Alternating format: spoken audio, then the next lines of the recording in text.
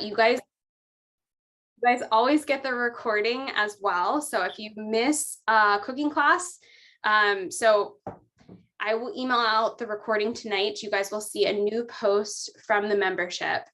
If you go to the membership page and go to topics, if you look at the live cooking class and recording topics, if you click on there, you'll see that I've posted the link for today's class. I also will post the recording in there, and then you'll also see the recordings from the last 2 months. So I'm just going to mute you guys to start. You can unmute yourself at any point, but you can go back and watch September's cooking class that we did last month, and then you can watch August is still up, so it's always in there. Yes, the pumpkin roll can definitely be frozen. Yes, it works great. So you can wrap it up. You just have to make sure you wrap it properly so it doesn't get freezer burned. And I would say now till like 3 months, it would be perfect. So if you want to save this for Thanksgiving, you definitely can. You can freeze it for that.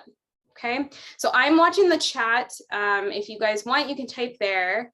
I do my best to stay upon it. Give me 1 second just to bring it up. Okay, sometimes my mouse gets a little, the recipes from today are in the membership. So we always make the recipes that I posted on the 5th.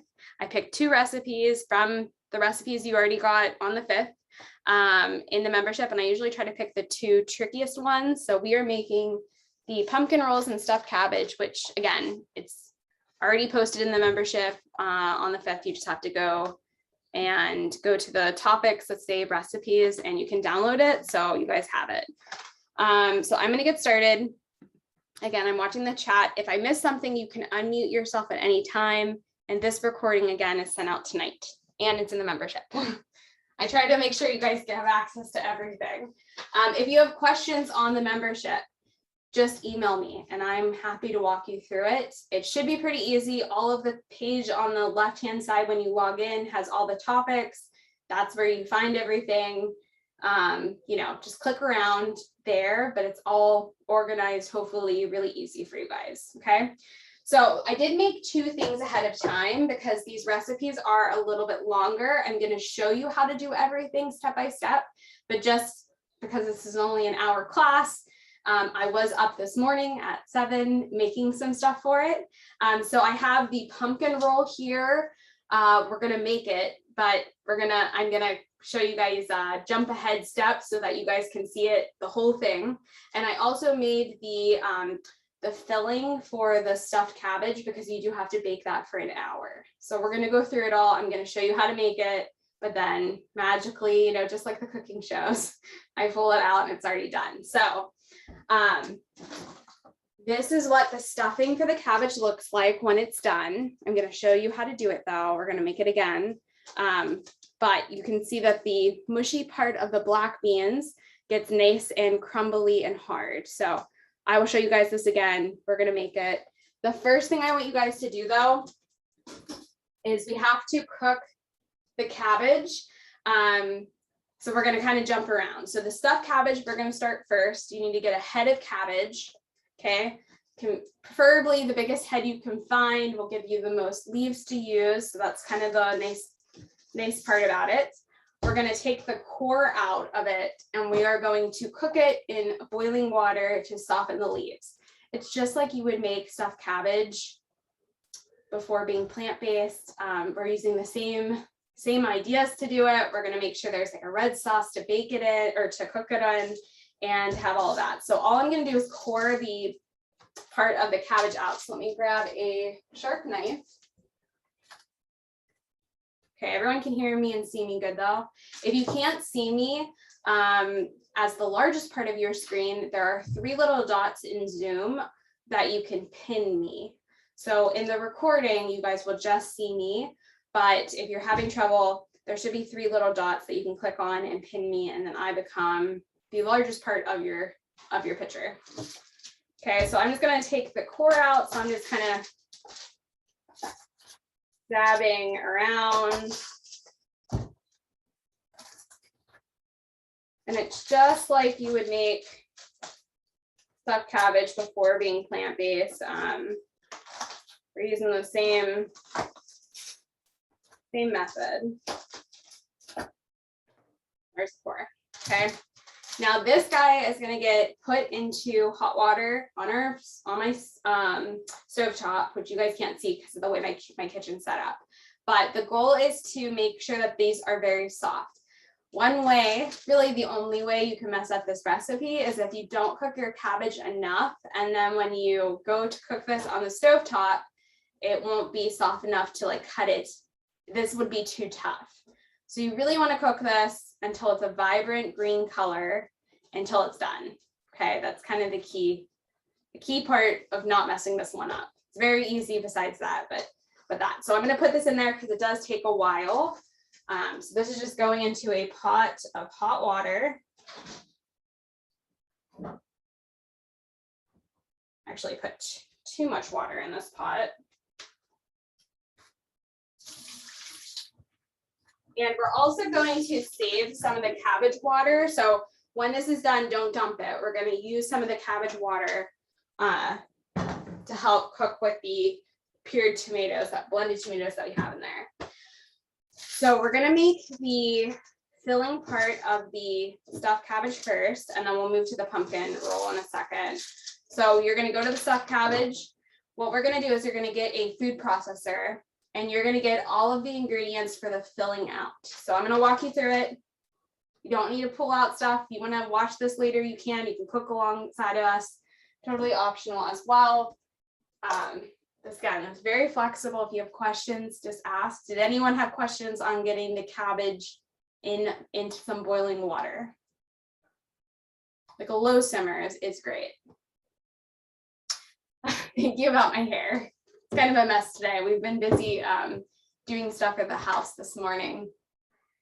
Awesome. So I'm just reading through the chat. Does anyone have any questions before I get started? Brittany, this is John. Hey, have you ever tried it in the Instapot, the cabbage? I have not. Last month we did all the Instant Pot recipes and slow cooker recipes and stovetop recipes. So my Instant Pots have been well loved and abused this last month, but I haven't tried it with this. This is the Vitamix food processor. So I have the Ascent series of the Vitamix.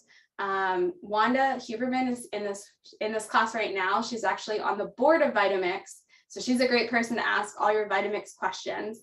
But they came out with a new series where the base of the Vitamix works with a food processor that you can buy as well. So when that came out, and I did the NHA conference where I taught a cooking class, they had all of Vitamix new products for us. So I purchased it so I could learn how to use it before I went on stage and did it in front of hundreds of people. But I love it so much. So I totally recommend if you're looking for a very large food processor, this one works great. It cleans like super nice. This part comes off.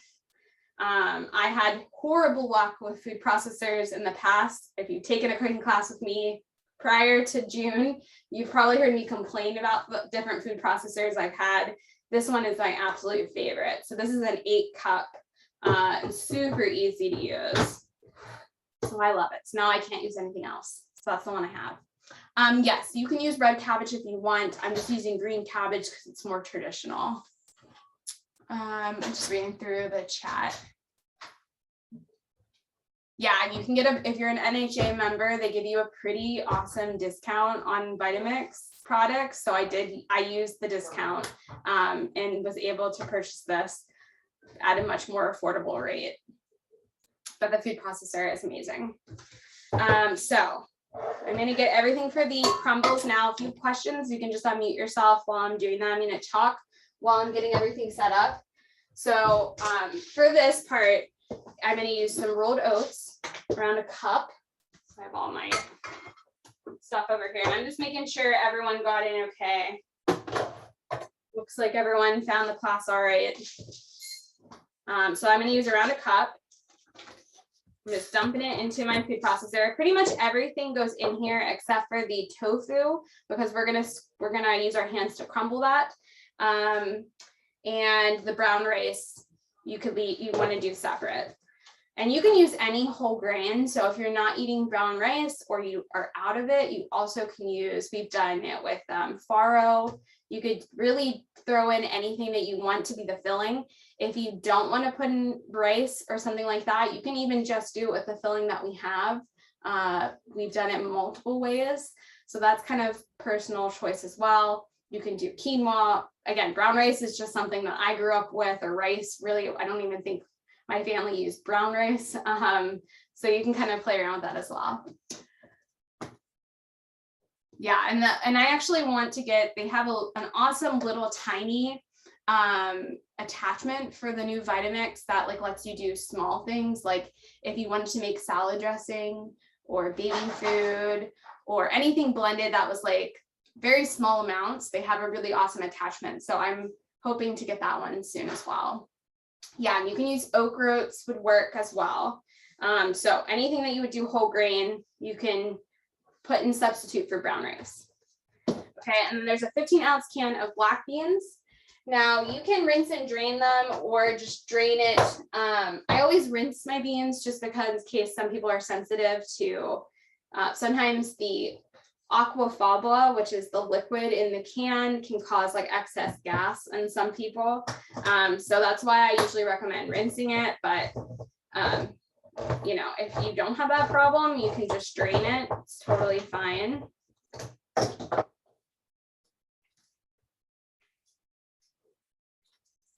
So I usually like to just grab a quick strainer.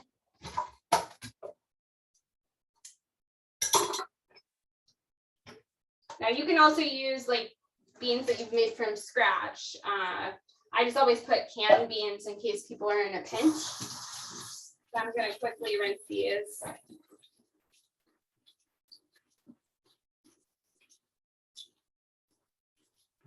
And I just rinse them until I can't see any more bubbles. That's how I know it's good. Drain off. Now there is flax eggs in this, so it's great to kind of start with that. I'm gonna grab those as well. And flax eggs are so awesome because it's gonna act pretty much as a binder. So I just have some flax meal. Okay, now I always get the question about, should I grind my flax from ground or is meal fine? To be honest, I just buy flax meal and I keep it in the fridge. And Dr. Greger has said that it takes a really long time for flax meal to lose. You know, there's different doctors that say different things, but I do follow Dr. Greger a lot. So I take his recommendation that flax meal is fine. It takes a really long time for it to go bad and not to get those antioxidants and omega-3s. So I just usually will keep it in the fridge. And to be honest, I use it every single day. So we go through flax meal pretty regularly. So I just make sure, you know, I just get milled. It's easy. You can definitely grind it yourself if you are worried about it. Nutritional yeast you can leave out if you're not a fan. It's not make or break the recipe.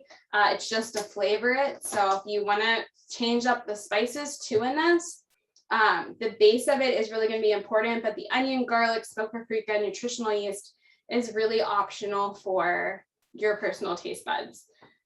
This is just really what we like. Sometimes I make, I'll put like Italian seasoning in place of it. That's sometimes nice to switch it up. Just getting my items to make my flax eggs.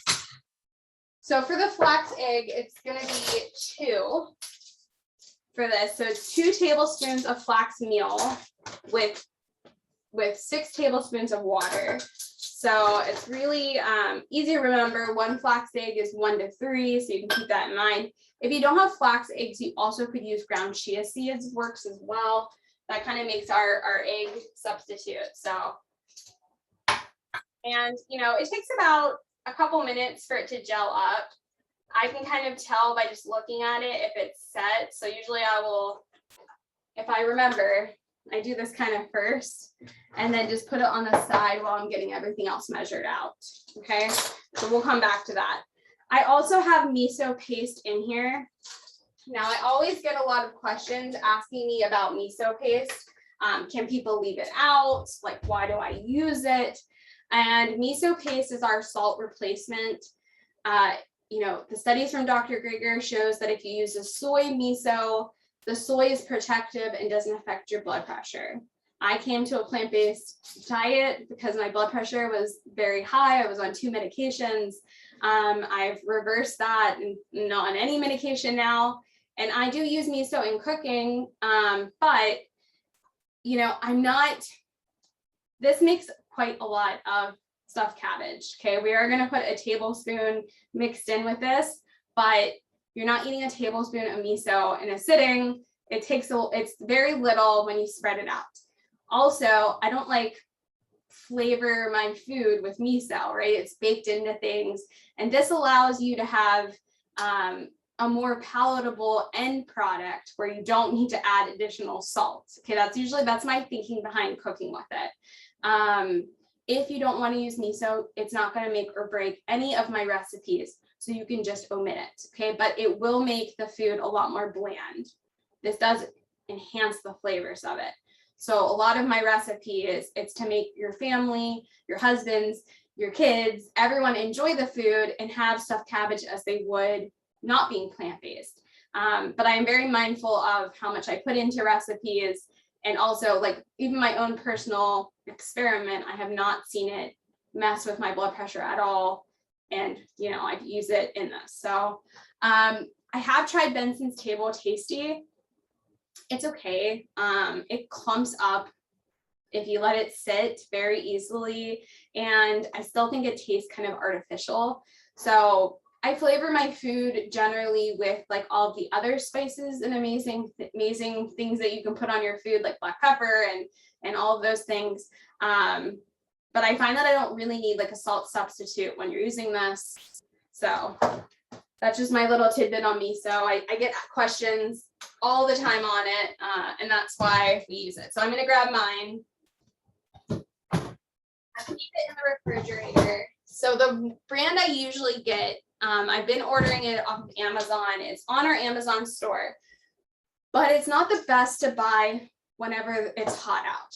Okay, I don't know what's going on with that distributor of that brand. If you can find it in the store, fantastic.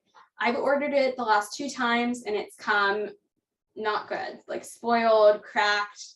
I don't know what's going on with the shipping on Amazon right now. So I did find just like another white miso that's soy-based in my grocery store, so I'm using that right now. Yeah, and you can use, like Dr. Greger has great blends that I use a lot. Yeah, and you can get them at Whole Foods, or if you can go in person. So if you're ordering it online through Amazon, the last couple of times have not been great, so just keep that in mind. Sometimes, when I order it during winter, it's fine. And it also takes me forever to go through a container. Like this will last me way past, I'll probably move before I go through this. To be honest, it takes me, and I'm cooking like all the time, like way more even than you guys see, because I'm recipe testing. So it lasts a long time, I promise. So I'm gonna add onion, garlic, smoked paprika, and nutritional yeast in here. Like I said, if you want to play around with different spices and do what your family likes. I also like Italian seasoning in this. You can change it up. You can add black pepper. If you want to make these spicy, you could add some red pepper flakes as well. It's really what your family likes. So this is garlic powder. If you don't have garlic powder, you can throw in a clove of garlic. Use whatever you guys have. If you want to put in some red onion and you dice it, you can put in like 1/4 of red onion. That's kind of nice sometimes. I'm all about just like using what you have. So my cabbage is boiling now. I'm gonna make it to a slow simmer. I don't want to overcook it, but I want to make sure it's cooked enough. I'm gonna grab a little bit of nutritional yeast. You can leave it out if you don't like it. You can get, different doctors talk about fortified or unfortified. That's kind of personal preference. On that front, I have, this time we bought unfortified that I bought at the grocery store. So, all right, and some smoked paprika I don't think I added. if anytime you're not a fan of something, just leave it out. It's totally fine. And then I'm just gonna add in our flax eggs because they have set in that time of me talking. You can tell it's like, you guys can see, it's very like gloopy now. That's perfect. Go ahead and add that in. So this recipe is gonna look like it's too wet. When we blend this, it's gonna be mush. Okay, I promise you at the end, I'm gonna show you what it turns out to. It does not turn out to be mush. We're also gonna bake it at a really low temperature for an hour. So it goes at 250 degrees for an hour. And that is because we're gonna use tofu in this. And the tofu is a high fat, high protein food. So if you guys have heard me talk about glycotoxins, anytime I cook tofu, anytime I cook anything with nuts, if I'm cooking it on its own, like what we're gonna do today, where the tofu is right directly on heat, it's not mixed into like a bean burger or something like that. You want to be careful that you don't brown or blacken your tofu because it produces a glycotoxin, which is not the best for your health because it's high fat, high protein. Same with nuts. You should always get your nuts raw instead of roasted. And that's something I'm very conscious of because again, I'm trying to prevent cancer and all of those other nasty life, things that you don't want to get. So if I'm going to eat tofu because it's healthy, I don't want to take a food that's healthy and make it unhealthy by air frying it. Okay, so I'm sorry to be the bearer of bad news on the air fried tofu that everyone loves. It just doesn't make sense to me to take a food that you're trying to use to improve your health and make it not healthy for you. So just be mindful when you're doing anything with nuts or tofu. And Gregor has like lots of videos on, you can type in glycotoxins and find it.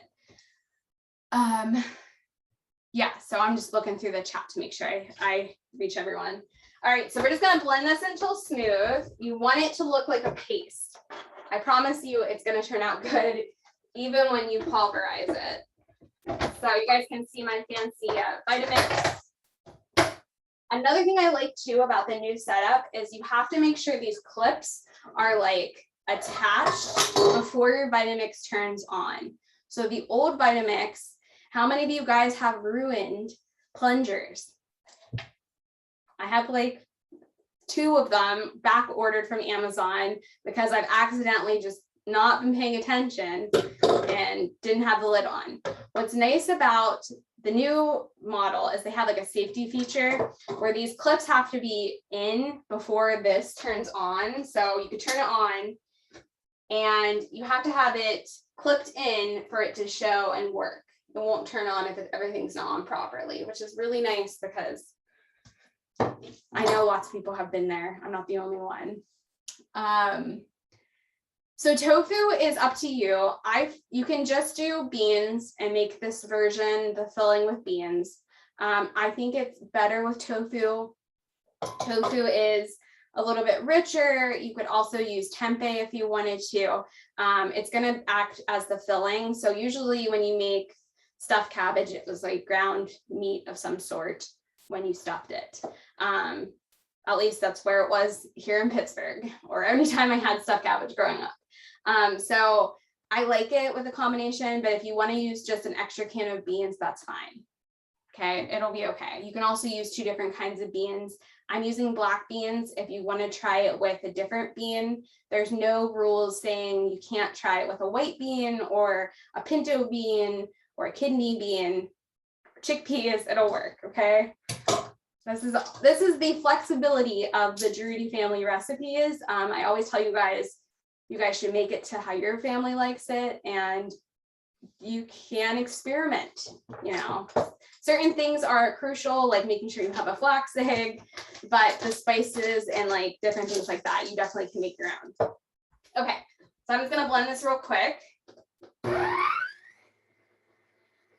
So Brittany, It would help if I had my this part in, but yeah, go ahead. you said if you're not using tofu to just add a second can of black beans. Yeah, you can add a can of whatever beans you want. Thank you. It might be a good idea to do 2 different beans if you're not going to use tofu. I'm always thinking too of like nutritionally, how can I make this more diverse? And the more plants and different varieties of plants, the better. So if I was going to make this, I probably would do black beans and maybe like kidney beans. And then, you know, you're getting in a little bit of different nutritional profiles from using 2 different beans. You could use lentils, but I probably would cook them separately. I wouldn't blend them in this. I might just make like brown lentils on the stove and then just like mix it in at the end. So they kind of hold their shape more than pulverizing. Okay. Hey, and I want to just take the opportunity to thank you for all you do for us. You're amazing. Thank you. I tried my best to help as many people as possible, and we have a very busy October. You succeed. Thank you. So just make sure that those clips are in. Okay.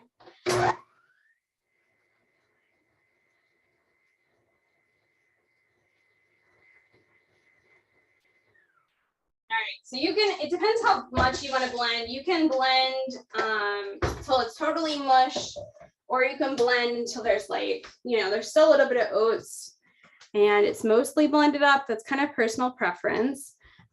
So what you're gonna do now is you're gonna get a baking sheet lined with parchment paper or some kind of silicone pad, because we don't use oil ever. I haven't bought any type of oil in over 5 years. So there's no oil in our house for a long, long time. So I just use parchment paper or silicone pads. I am using my Breville. I'm not air frying. I'm just baking it on the lowest rack for an hour with the bake setting, because I'm going to use my regular oven, which makes my house very hot. You guys will see it'll start getting red in my face because it's so hot in here. And that's just because I'm going to do the pumpkin roll in the regular oven. You know, if you only have one oven, you'll have to do these at separate times. Okay.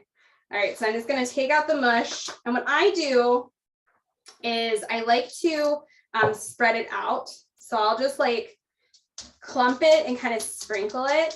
Now this is a recipe in a recipe, because this is a fantastic like move over tofu scramble. If you just make this for breakfast, it's kind of like the sausage patties that we have on our channel mixed with a tofu scramble. So my husband actually loves this dish, like whenever it comes out, just as is with some kind of whole grain or potatoes or something that we serve it with.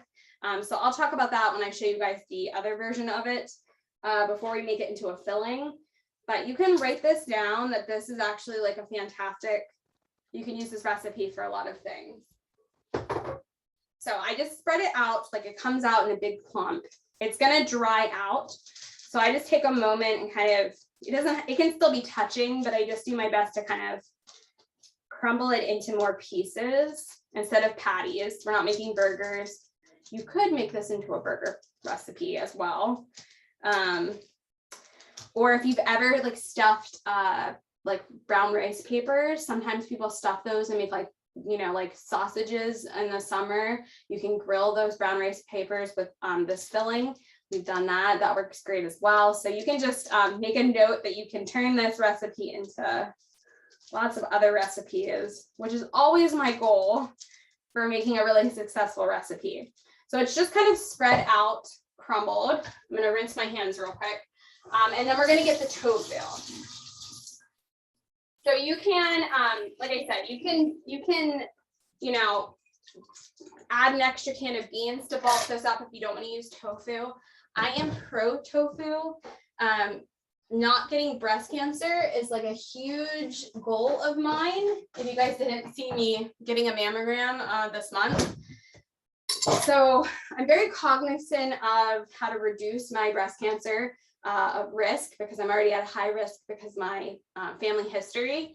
So I eat tofu and eat soy quite a lot to reduce that risk. So I like to get some sprouted tofu, because if you get things sprouted, it's a little bit even better for you. So I go to Trader Joe's in my area and find this tofu.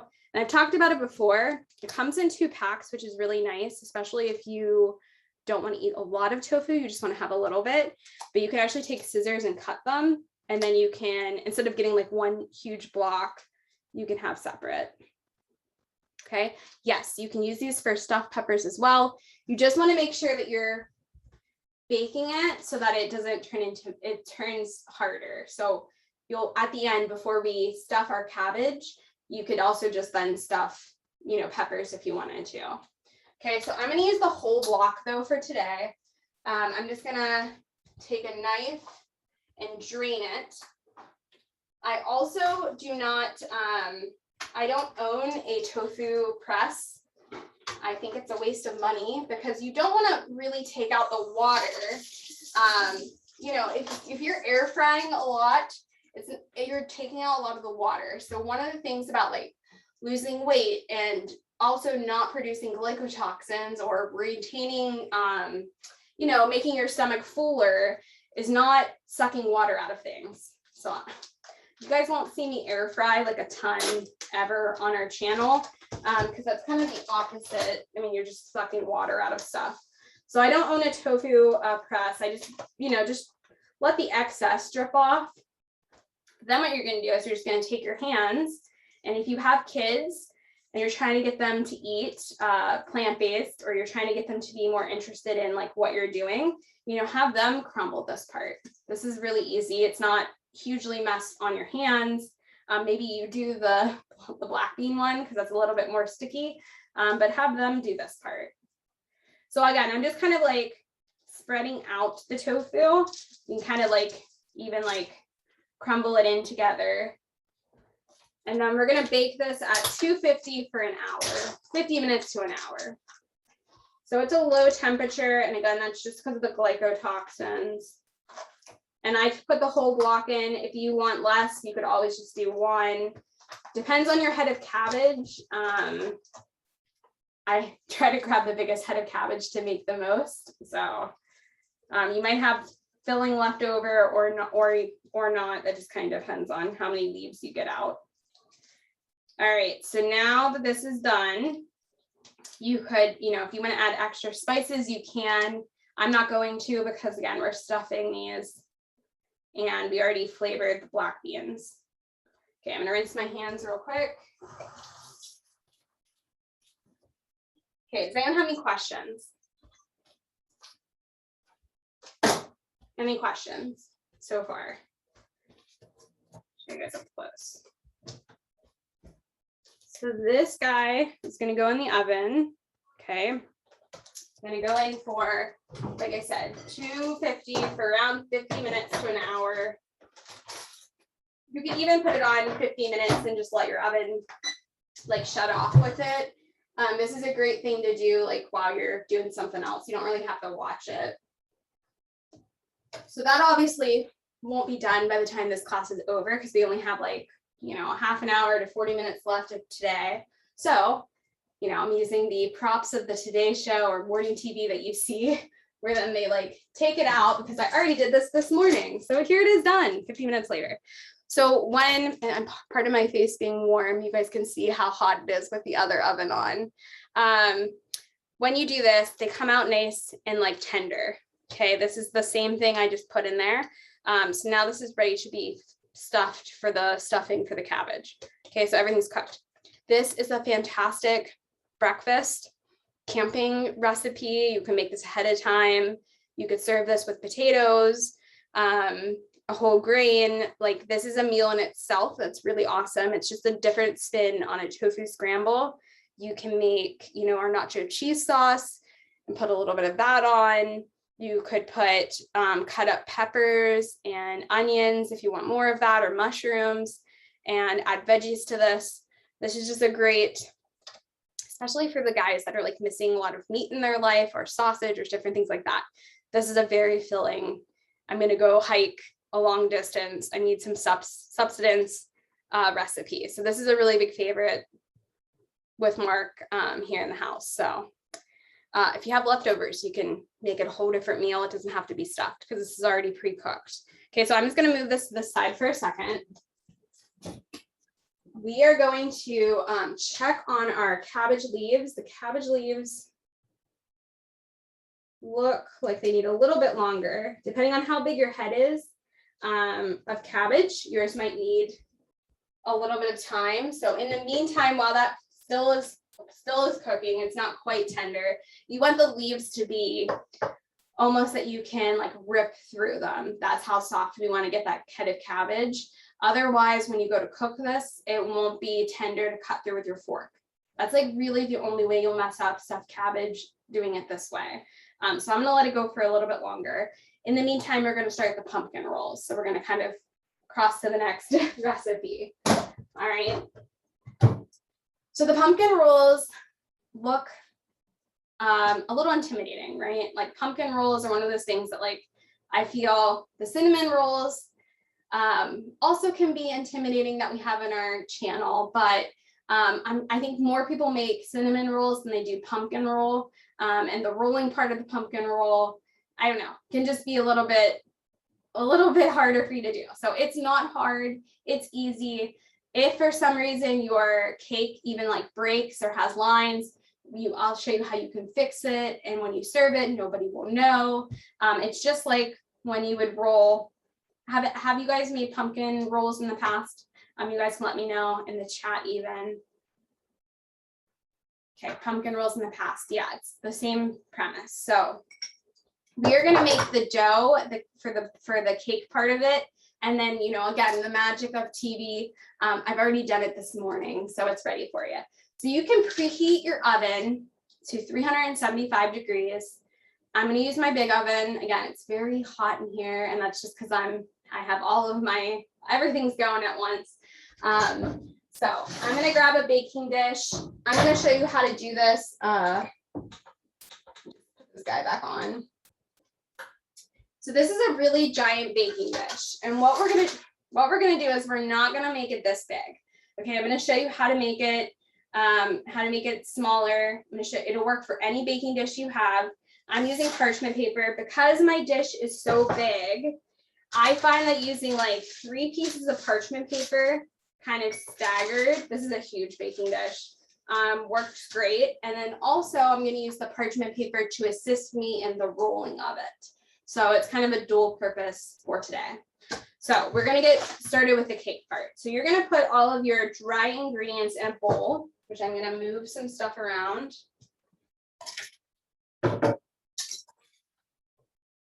I got my big bowl here I'm going to use. And I'm going to use some whole wheat pastry flour. Pastry flour is finer ground than regular whole wheat flour. That's the difference. So it can make a nicer cake. If you just have whole wheat flour, that's fine. If you're gluten-free, you can use gluten-free flour. That just kicked on. You also can use oat flour, okay? There are lots of different things that you can use for this recipe. I suggest the best thing will be the whole wheat pastry flour to be like the real thing that you're trying to recreate for your family. But again, you can do it. This sheet pan is, let's see, it says 43.8 by 29.2 by 2.54. I think it's like just a massive cookie sheet. It's an old one I have. I generally cook with our Breville, again, because my regular oven gets so hot in this tiny kitchen that it's like one of those storage, you know, like I had to like remove all of the pans that I just store away in our kitchen. So, I mean, you can use whatever cookie sheet you have, it will work. I'm going to show you, we're only going to make it, it's not going to fit up this whole thing. So I'm going to use whole wheat pastry flour. Also, whole food plant-based cakes and cookies and treats are calorically dense. Okay, I'm going to give that warning now. You can't eat it, you know, like every meal and not expect to gain weight or for your weight to kind of fluctuate. It's still dessert. I think people think that just because it's whole food plant-based, you still have to treat it with like a little bit of caution, and that if you are trying to lose weight, you might want to save this for Thanksgiving, okay? Or freeze it, cut off a piece, and then freeze the rest of it. It just, you have to use it, it's still dessert, okay? I just want to say that. I usually give that little like preference before these. It's healthier for sure, But it's still just, we're using flour. It's still going to be more calories than eating like a banana, right? I just feel like people, for some reason, like put a little bit more, my weight loss ebook that's coming out will be very fruit based. You guys won't see me use a lot of flour. Again, because that's specific for weight loss. So I gave my little spiel. Some people like get very angry at me for doing a lot of desserts, but again, this is a great recipe that you can make for sharing with people, to taking to a friend's house, to enjoying a slice, to having at a holiday. So I always try to say my little piece about it as well. So I'm taking 1 cup. This recipe also has very little flour compared to others. If you Google, lots of other recipes have like 2-3 cups of flour. This is only 1 cup of flour, so it's pretty low compared to a lot of other desserts. That's gonna go into my bowl. Baking powder and baking soda. Now you can find low sodium or no sodium baking soda. They're out there. You can just Google it and stuff will come up. So, you know, if you are watching your sodium intake, be aware that sometimes these products carry sodium. So those are kind of one of those hidden things that you might want to be, you know, you might want to repurchase it after you use up what you currently have. You can't hear me. Can you guys hear me? I haven't done anything different.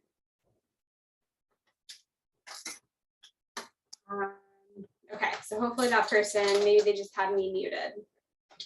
Okay. I hope you guys can hear me. I've been talking for a while. So baking soda and baking powder went in there. I am going to use date sugar. Now, date sugar is sugar, or it's dates that have been dried out and pulverized into a sugar. Using date paste for date sugar, don't do it. Okay, there's a reason why there's sugar and not paste. Paste is going to be a liquid, sugar is going to be dried out. I don't know if it'll work if you use date paste. Okay, not sure. I've never made it that way. Let me grab my sugar for you guys.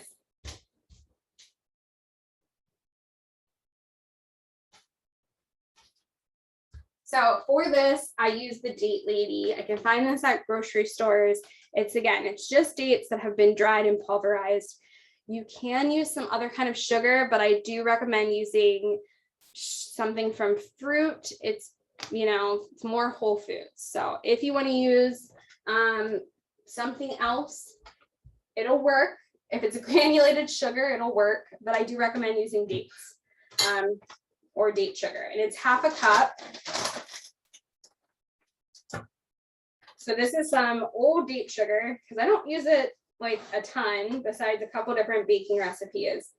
So usually if you buy the Date Lady and it sits in your pantry, it will get kind of clumpy, kind of like brown sugar. Trying to remember back when I used to buy that stuff. So I just use my fingers to kind of break up any clumps. Okay, good. I'm glad you figured out what was going on with the audio for you. Okay, it looks like it's all working on my end. Okay, so that's a really big piece. Okay. All right, so I just take my hands and just kind of like, there's a huge piece right there, and I'll just like break it up real quick. Whenever I add that. So that's half a cup. Again, I don't know if it'll work with date paste. You let us know if it does. I've never made it that way. I use, you know, granulated sugar would work, whatever kind you want to use, but I do recommend dates.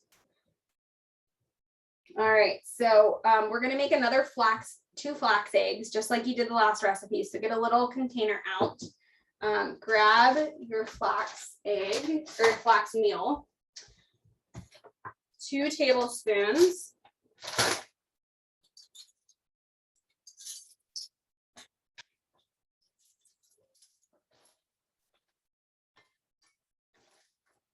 There's 1 for me, and there's another one.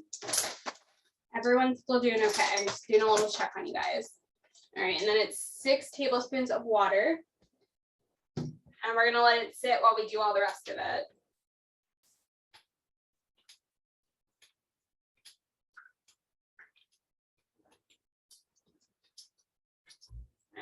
Now it's gonna sit, it's gonna look not together, but when we get to it, it'll be nice and gelled up. I also have some pumpkin pie spice. You could also use just cinnamon, you can use apple pie spice. That's optional to whatever you want to use. I like pumpkin pie because it has kind of it's a blend of spices, but you can make it more, you could add cloves or anything else you want to be a stronger flavor, nutmeg, you definitely can do. Also, this is a great, like, it doesn't have to be pumpkin because we're putting pumpkin puree in this for the mixture. It kind of comes out like pumpkin isn't a very strong flavor. It's kind of mild in my opinion. So you can play around with the spice and make the filling, you know, you can make this a chocolate log for Christmas. It can really, again, you can add cocoa powder to this and easily change the flavor of it to something else. You could make, you could add peppermint extract to the icing or the filling that we're going to put into it and make it peppermint chocolate. So there are little things to think about that you can easily tweak a lot of our recipes to be other recipes. Okay. And that just kind of comes from like confidence in cooking. And I'm sure you guys have all been cooking, you know, a while. So, you know, you can easily, there's a couple of tweaks that you can make that are easy to turn into. You'll see in our channel, sometimes, you know, everything's kind of inspired and then helps me make other things is the way that I cook.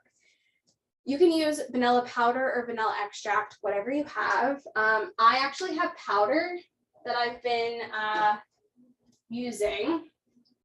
So I'm gonna add a little bit of the expensive stuff. And, but you can use extract if you have it, you know, whatever you have. I just have a little bit of vanilla powder I got from the Amazon. This recipe is really good, so that's why I use the good stuff on it.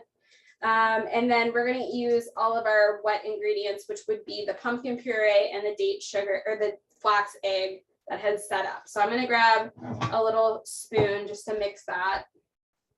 And then I will show you guys the process of thinning out the batter, and then we'll move on to the one that I already have. So I'm just going to give that a nice toss. I'm going to grab my pumpkin. This recipe is really forgiving. So a can of pumpkin, a 15-ounce can of pumpkin, is a little over a cup of pumpkin, okay? I've done this where I've measured out just a cup and put it in, and I've done it where there's like just a tiny bit of pumpkin left in the can. So I just added the whole 15-ounce can. Either way works, okay? If you don't want to have a little bit of pumpkin left over, you can just add the entire can. I've made it so many times, like trying to make sure the measurements are correct for you guys. And I'm somebody who like doesn't want a tiny bit left over. So now that I found out it works, I just put the whole can in. So you can put a little note if that's more helpful to you. Or, you know, if you don't have pumpkin 15 ounces in a can where you live, like some places have to make their own pumpkin puree, you know, you can measure out just a cup, okay? All right, just looking, yeah, the chocolate roll. I mean, if you Google like chocolate logs, it's very popular here in the United States. You could do so many things with that as well. It's really the same practice of it. Same with the cinnamon rolls. So I have the pumpkin cinnamon rolls on our channel.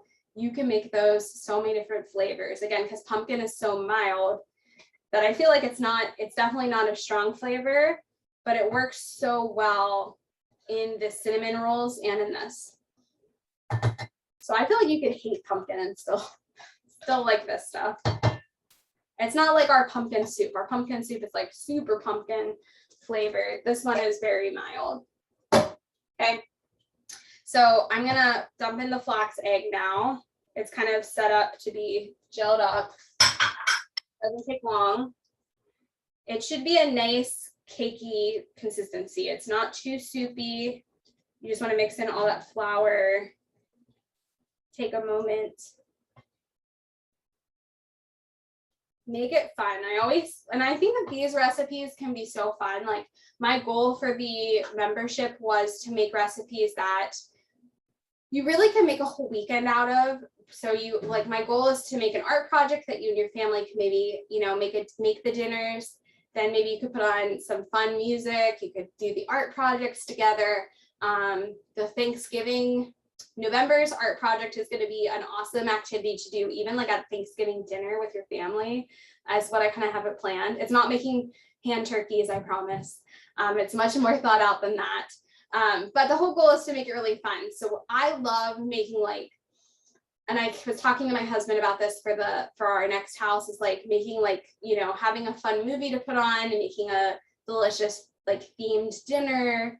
You know, you could have these cooking while you watch a movie. Your whole house smells like fall.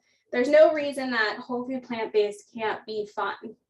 Can't be fun, can't, you know, like your whole family can enjoy it. Your littles don't have to miss out on anything.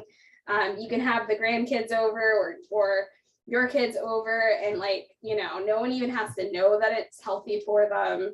I don't think anything's missing out. That's always kind of the goal for when I do try to make a successful recipe. So I'm just kind of scraping out the bottom of it. I just want to make sure there's no flour that I can't see. Okay, it should be very like battery. You know, it's not liquidy, but it's a thick batter. I don't think you can overcook the cabbage, but it would be like much longer. So you can check on your cabbage. The head, because it's like in a giant head, it takes forever to, it takes a long time. So I don't think you're gonna overcook it. You know, mine's not quite even ready yet. So really depends how big your head is. I got a huge head for today. This is kind of the part that you guys should pay attention to. So what I like to do is on my cookie sheet, I have it with parchment paper. Make sure it's lined with something. Again, we're not using any spray, none of that garbage on here. So I just like to put it in the middle, get it all into like one central place on your pan.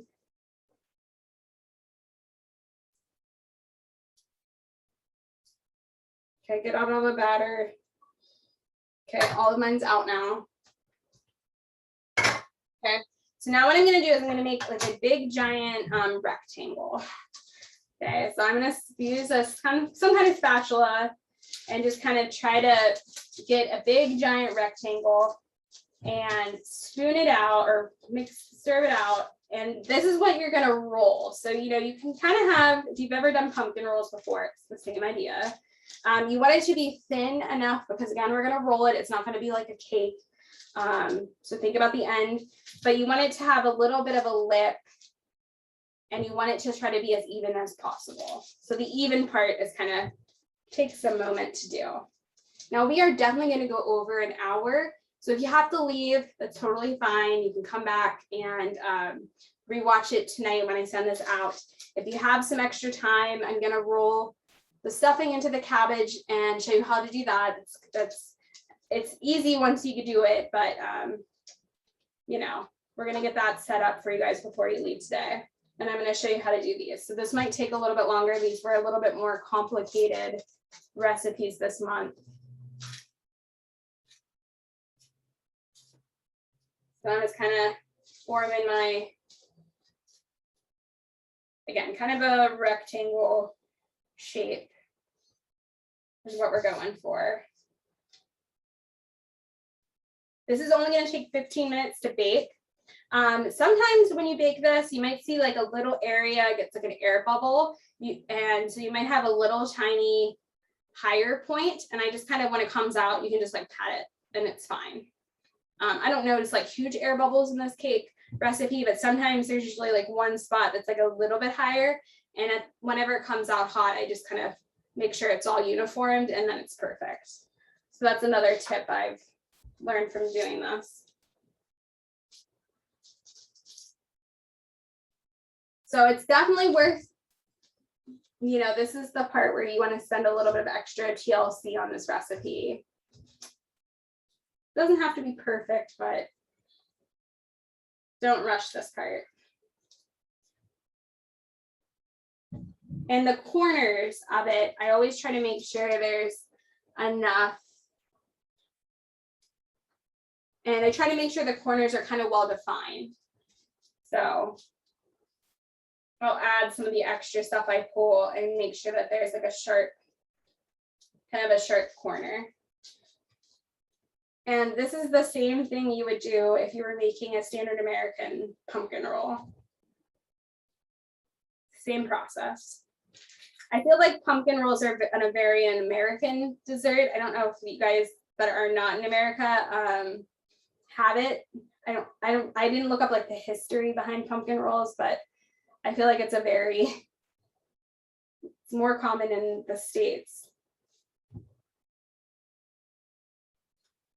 So I'm fixing that corner. I'll show you guys what it looks like before I put it in. If you have a rubber spatula, that works perfect.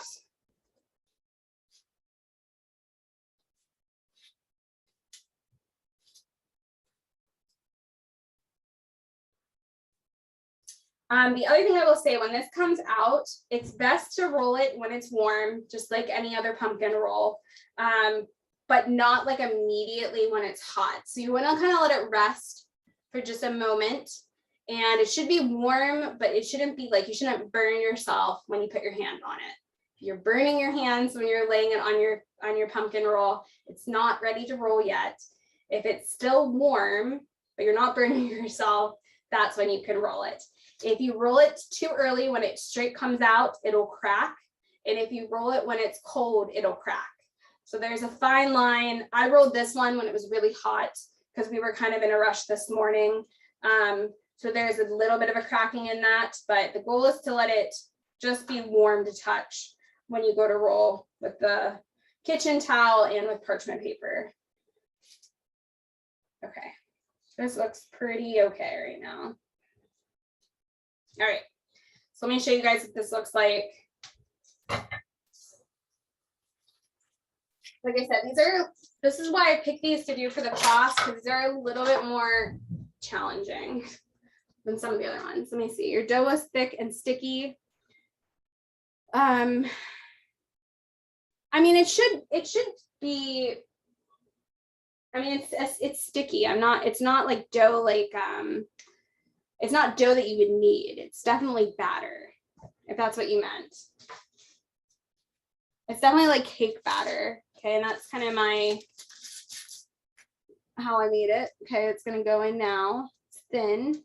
It's definitely stuff not like the pumpkin cinnamon rolls. Okay, it should be like batter, like cake. Alexa, start timer for 15 minutes. Okay, so my Alexa timer is going. Okay, when it comes out, like I said, it's gonna come out. You're gonna make sure it's warm and not hot, and then you're gonna roll it. Now, because you did it on parchment paper, it's really nice. I actually grab a kitchen towel. Let me grab another one just to show you. Okay, grab a kitchen towel. Okay, put it down. Take the pumpkin roll that's as it's actually like cake. Okay, take it on from your parchment paper, warm, put it onto your towel. Okay, then what you're gonna do is you're gonna roll it. So I have one here I did this morning. Okay, with the parchment paper it's sitting on, you can roll it with the towel. So that's like a really easy way, because then it won't stick to anything too. You don't dirty your towel as well. It's just the towel acts nice because it won't, your hands, you don't want to burn yourself. And it just gives you a little bit more grip. So when I do this one's already rolled, ready to ice. And like I said, I did this one a little too quick with it being hot. So there's a little bit of crackage, but you know, then when you roll it, it's made its shape. So now this one's ready to ice and to re-roll. And this is best if you make it the day before and you let it sit in your fridge to chill, and then you have it tomorrow to slice. Okay, this is you can, as soon as it's cold, you can serve it, but I find that it's better if you can wrap it in like plastic wrap or any kind of like we have Glad plastic wrap. You can wrap it in you know, anything that you can do nice and tight, and then you can set it in your fridge to chill, and then you can slice it. Yeah, you could definitely do like a jelly roll as well. You can use our jelly to make this and make a jelly roll. That would work. But that's just a little tip to do. If for some reason yours breaks, you still can, it still will roll. You're still going to ice it. And when you cut it, you know, when you serve this, they're cut. It's not, you could put the roll out on your table if you want. But I always cut mine and then serve it. So it's okay if it doesn't work. You know, you can just slice it and no one will know the difference, okay? So I'm just gonna showing you guys, okay? So this is how I let it cool. You're gonna let it sit and cool, and then you're gonna ice it, and then you're gonna stick it in the refrigerator and let it sit, and then you're gonna cut it. Okay, does that make sense? Okay. All right, it's 2 o'clock. Usually I wrap up here, but we're gonna stay for a little bit longer because I still have to do the cabbage rolls with you. So what I like to do for the cabbage rolls is I grab a big, there it is. I grab my big Dutch cooking pan.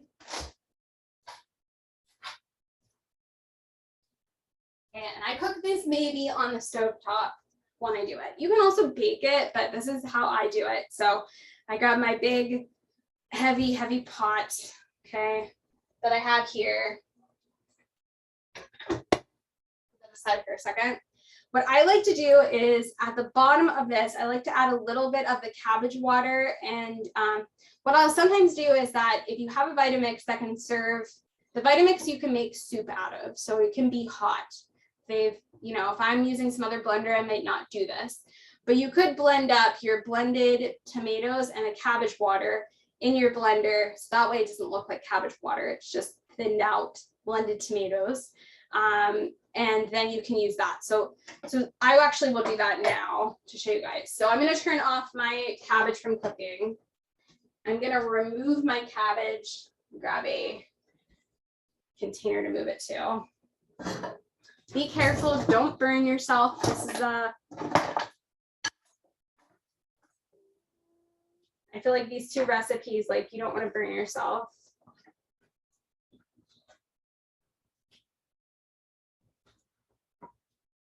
If you have a big strainer, that even works better. Grab, sorry, I'm doing all this off camera, but I don't want to burn myself, so I'm trying to be careful.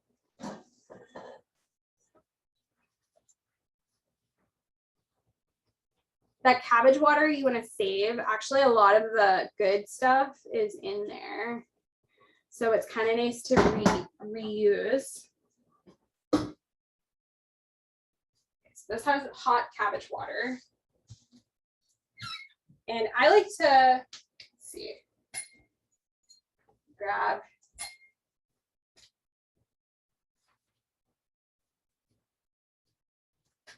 I lost where I put my recipe. What happens when you're, I think it's underneath here. It's underneath everything. All right, so in here, I follow my own recipe too, because I always like forget when I'm doing stuff. 2 cups of the saved cabbage water. So you can carefully save 2 cups. Okay, and then I buy strained tomatoes. You can use diced tomatoes that you're going to blend. You just want it to be smooth and not chunks. So that's totally up to you as well. I can sometimes grab like a bag of like diced tomatoes. You could grab, I like to buy the strained tomatoes. You could add red wine vinegar. Yeah, and you can totally make this. Same when we get to the part where you can add the cream. So I was watching Martha Stewart. I like to watch the cooking shows, even if they're not cooking whole food plant-based. You can get a lot of great ideas. And I was watching her, and in her recipe from her mother, she added cream into the sauce at the end. So you could make our cream and dump it in, and it actually like makes a nice thick, beautiful colored sauce, and that will make it richer. So if you want, like again, if you're serving people that are not plant-based, or if, I think it is tastier with the cream, you can blend the cream, and at the very end, you just mix it in with the pot. Now I know Steph and Justin made it, and they used it like on top. They made the cream, and then however your guests want to have it, you could spoon it in on top. That's an option as well. But there are so many different ways to make stuffed cabbage. You can play around with whatever, whatever you guys like. So I'm going to blend this real quick just to mix in.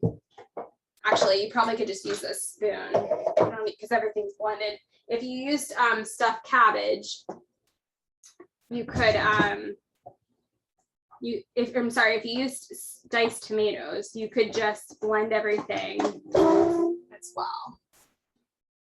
Then give that a stir. So I like to add a little bit of this at the bottom of my pan. Again, we're not using like butter or anything like that. So there's just a little bit at the bottom. And then I'm gonna grab the stuffed cabbage or the cabbage, and I'm gonna grab the filling. And then this takes a moment, but you're just gonna roll it. Make a little bit more room for myself. With the next house, I'm gonna have such a larger kitchen. And the island I have here, I actually like, it's a fake island. This island like rolls in and out. So it's one I put, but in the new kitchen, there's a permanent island that's much bigger. So that'll be nice. So this is the filling we made earlier. You can add your brown rice, or if you want to leave it out, or a different whole grain, that's fine. I'll leave that there for a second.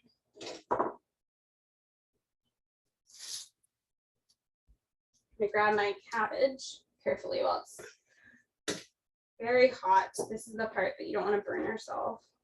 So be careful. And I picked like the heaviest cabbage ever.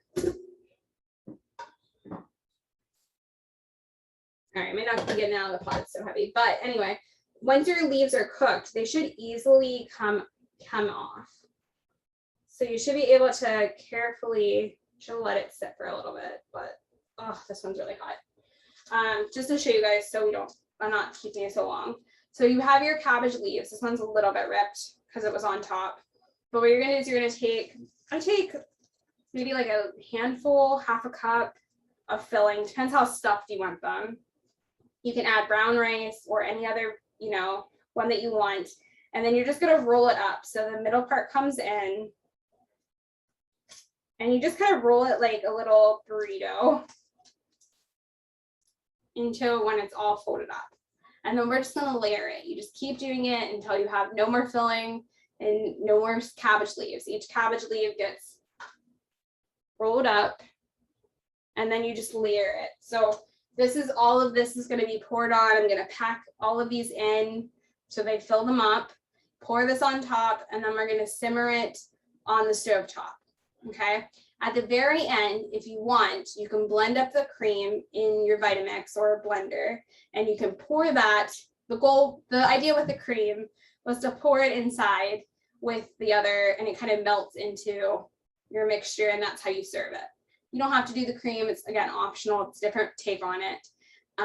Like I said, Justin and stuff did it separate and then spooned it on top of whoever wanted it, but that's an idea, okay? Does that make sense to everyone? I know I'm kind of like rushing. I'll roll another one just to show you guys. Just be careful you don't burn yourself if yours just finishes up like mine did. Very hot. Okay. Yes, do you have questions, or yes, that makes sense? Hopefully they come in intact. That's kind of the goal. Again, you can make these as stuffed as you want. Okay, I just kind of add my filling just like you would regulars. And you're just gonna carefully, don't burn yourself, tuck in the sides, roll up your cabbage leaves. So you have them. Okay, as tight as you can, and then you just add them to your pot. And you just keep going. And this takes a little bit of time, but it's really, really good. These keep for around 6 months in the freezer. So I would say the cake keeps for around 3 months. The cabbage keeps definitely longer. You just want to make sure anytime you freeze stuff that you freeze it properly so it doesn't get freezer burn. That's usually the mistake people make. Okay, I'll do one more, then we'll move to the icing so we can do the cake. Okay, so just try to move this along so I'm not keeping you guys. So grab your cabbage leaves. Okay, grab your filling. Okay, then you just want to tuck it in. This is still really hot, so tuck it in, fold in the sides so you can get it nice and tight.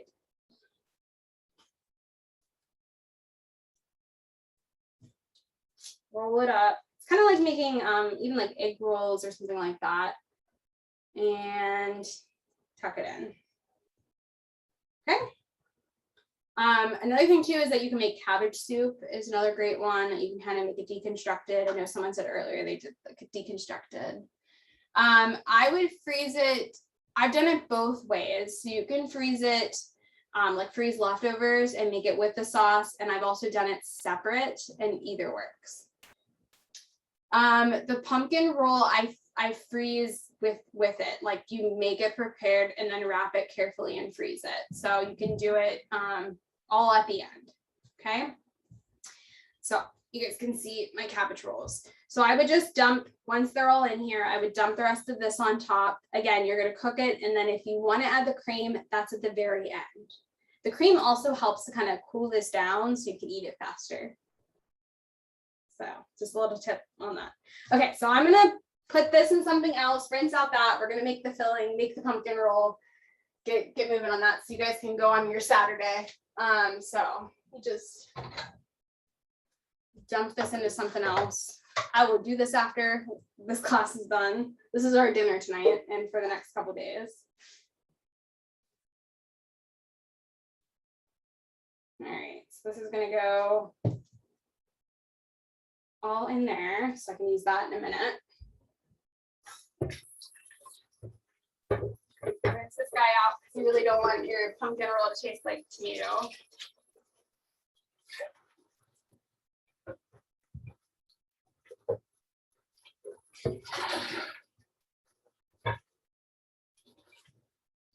Now you can make this in steps too. The pumpkin roll filling you can make like way ahead of time, keep in your refrigerator, so it's much easier and not overwhelming.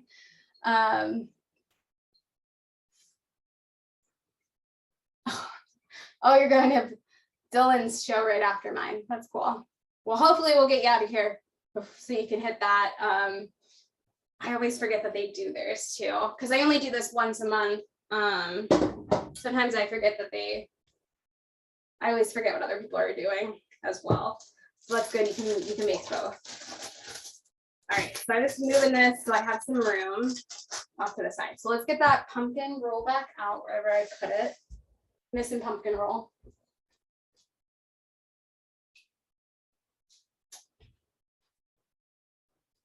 Oh, there it is.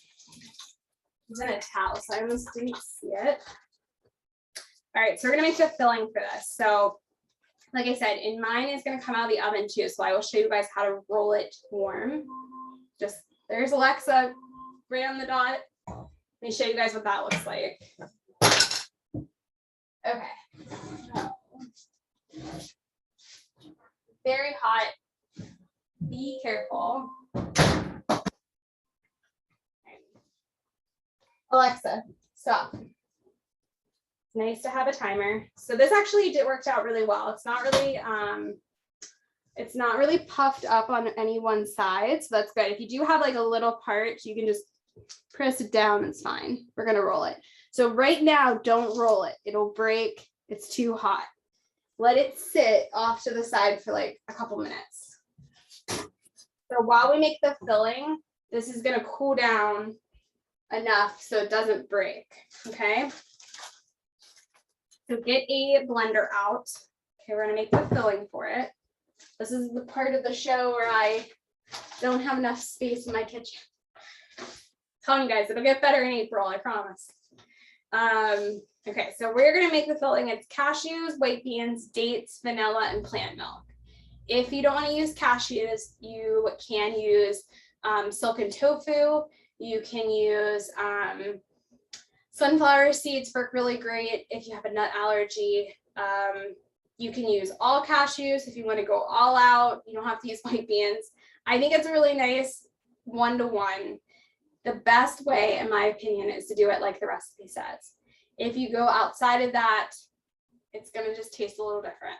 Okay.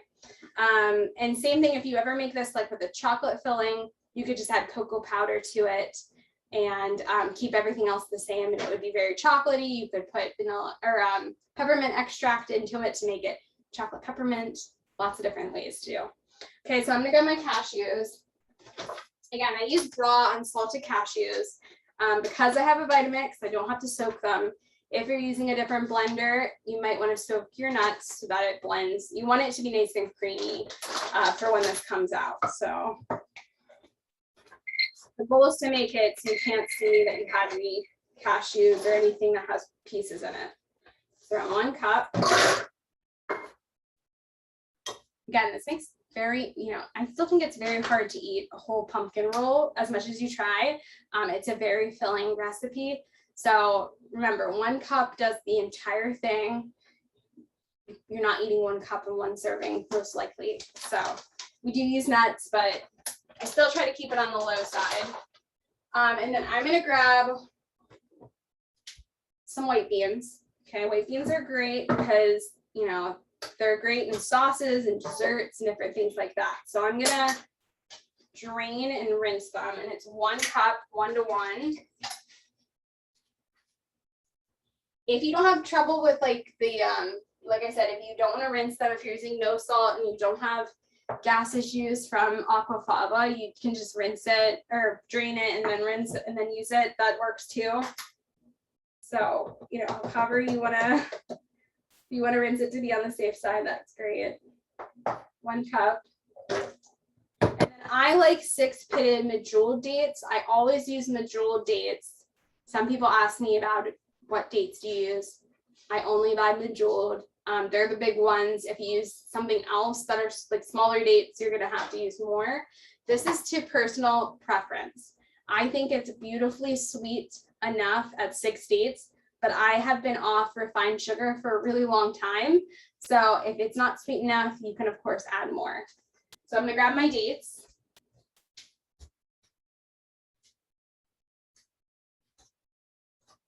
I just get them from Trader Joe's.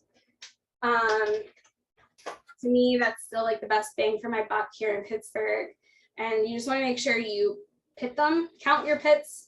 The worst thing to happen is to do this and then to leave a pit in, or like the top part of the date. And then too, you can always like check to see if they're good. If they're like black and some stuff is in there, I don't use those. Those are not the best. They're probably past expiration date. This is a good way to check. I've got a bad date in the past before. So it's nice I always buy the ones with the pits anyway. And this is gonna help thicken it as well. So it's not like watered down. All right, 1 more. And then you can use date powder or vanilla extract or vanilla powder. That's up to whatever you have. I have vanilla powder right now. So I've been using that.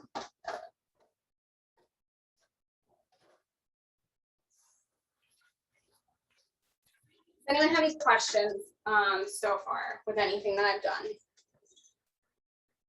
Okay, everyone's still doing okay. We have 50 people in here. That's awesome.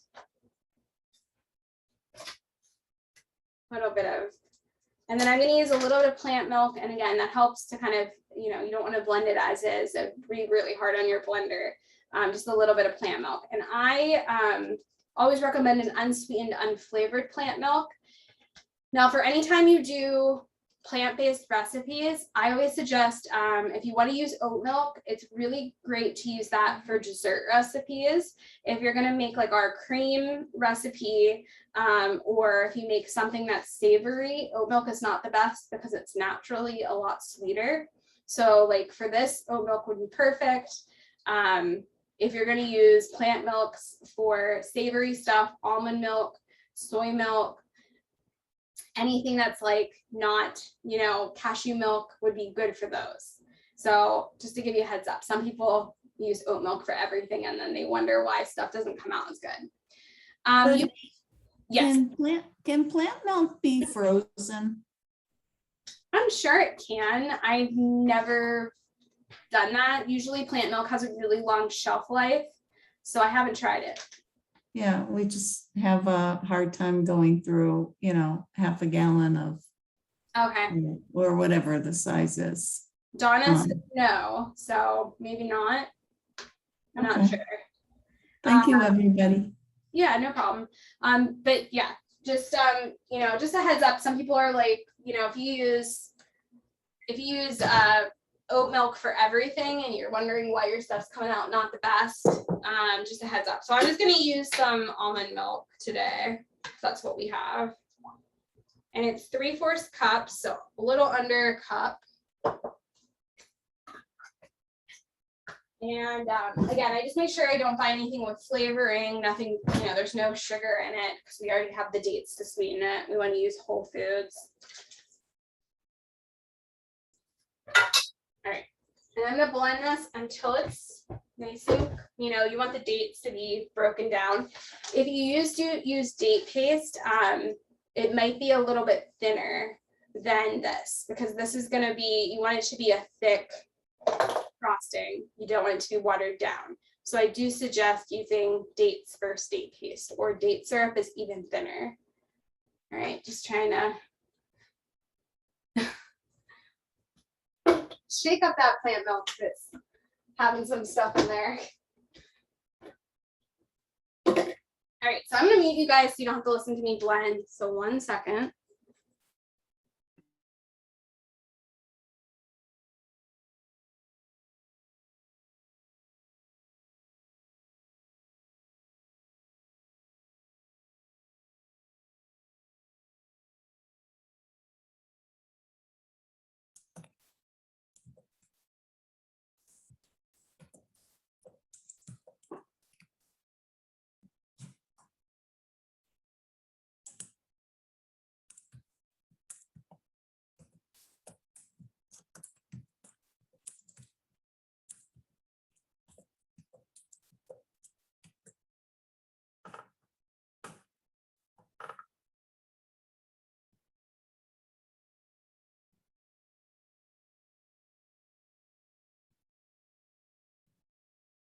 All right, so because I used dates in this, but I also used some vanilla powder. The vanilla powder is very dark.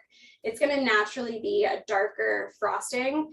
If you use vanilla extract, or if you, you know, play around with it, yours might be a little bit whiter. It just kind of varies. I find when I use vanilla powder versus vanilla extract, it just is like a darker, browner color, a little bit of a tint. It doesn't really matter to me because it tastes awesome, but at this point too, you should always taste it. If it needs to be sweetener, now's the point where you can add more dates or tweak that, but this is perfect for my sweet level. Okay, I'm gonna get that, let me get the pumpkin roll and we're gonna roll it together. So this is the one I already did, so move that aside. So I have my kitchen towel there.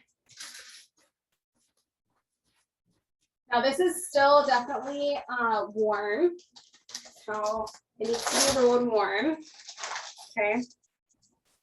And you kind of do the test. Can you put your hands down without burning it? It's kind of a little still too warm. And you know, I would, if we had all day to hang out together, I would wait a couple minutes, but I'm gonna roll it now. So you know, make sure it's warm but not super hot to touch. You can see it's a nice thin square or rectangle. But what I do now is I grab the parchment paper. I'm gonna start rolling it, but I'm also gonna use the kitchen towel for my hands. So I'm just gonna start, just roll it up, roll it up, roll it up, roll it up. Okay, now it's gonna sit and cool. So this guy is beautifully sitting and cooling. It's nice and warm still. That helps it not to break. Okay, don't let it cool and then try it. It's gonna break. This one earlier, like I said, I did it. This is like pretty much the perfect temperature. It rolled really nicely, I could tell. This one I did a little bit too early. It was still really hot. And then we've kind of unrolled it. I've showed you guys it, so it's gonna break a little. So that's okay. If yours, let's say yours does that where it like breaks apart. Whoops, right? It'll still be okay when we go to roll it and when we go to cut it. So that's fine. So what I'm gonna do now is I'm gonna ice this. I'm gonna show you, then I'll let you guys go. We went like a half an hour over, I know, but I really wanted to show you guys how to do it. These just take a little bit longer. They're a little bit longer recipes. So if you made this and you're waiting for this to cool down to unroll, this can go in your refrigerator. and chill until you're ready. But you're just gonna frost it just like you would, you know, pumpkin roll.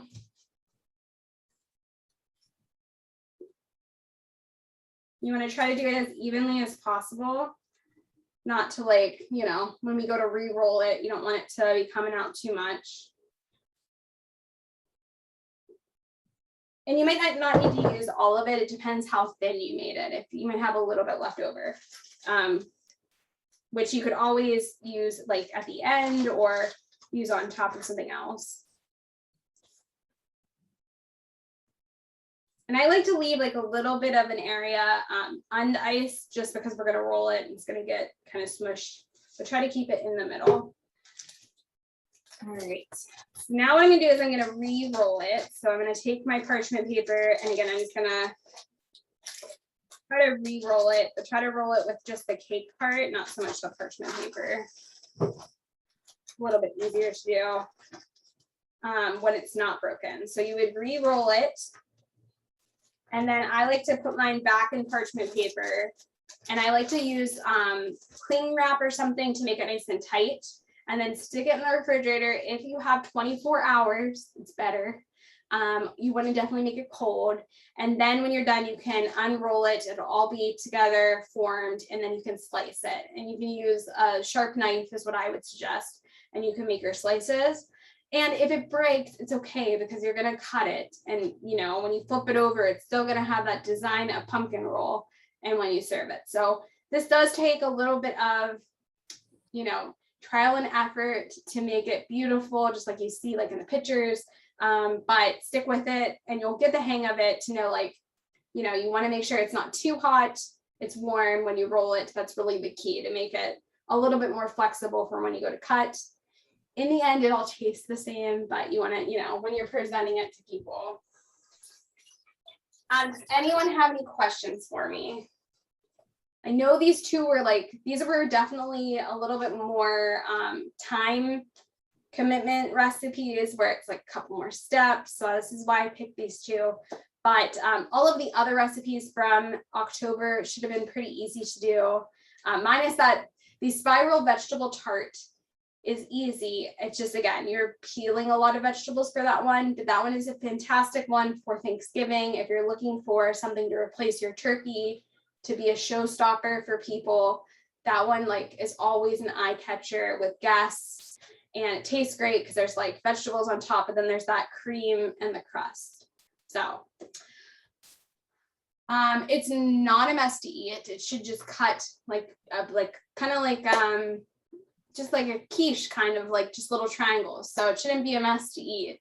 It's just a little bit of a job to arrange and to slice. Get a helper for a couple of them. All right, with you guys, I'm gonna hang out in here for probably 5 more minutes, 10 more minutes, something like that.